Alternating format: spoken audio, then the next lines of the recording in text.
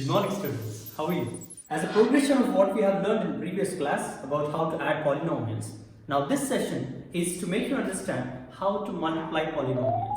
So let's be clear with our learning objective. At the end of this class, you will be able to multiply two polynomials.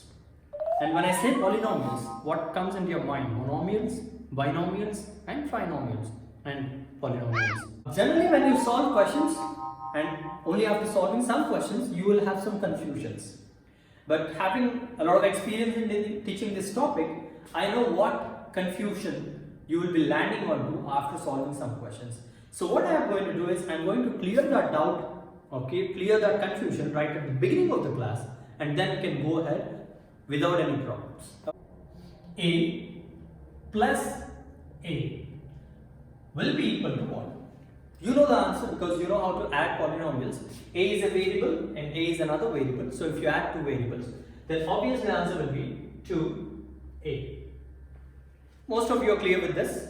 I have no doubt in that. But what will create a confusion in you is A times A. A is a variable again, but multiply to the same variable. The answer over here, most of you may think, I'm not saying that you will think this, but you may think that this is also equal to 2A. No. That's where most of you land onto troubles, right? The answer here will be A power 2. A times A will be A power 2. So now, if it is A times A power 2, right? Let's take this easy. Now, this is A and this is A power 2.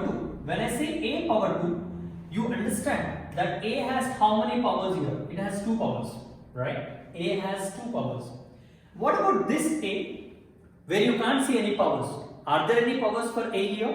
Yes, definitely. It's not 0. You should say that this A is having 1 power. If there is no power mentioned, that means that it is 1 power. Okay? So this is 1 power. Now let's play this game. This hero has 1 power and this hero has 2 powers. So they just want to go and fight a villain. Then how many powers do these heroes together have? They have 3 powers. So the hero is saying, right? This is hero A and this is also hero A. I'll mention the hero A. And how many powers are they having? 1 and this is 2. So totally they have 3 powers. Just trying to make it easier for you by using the term hero.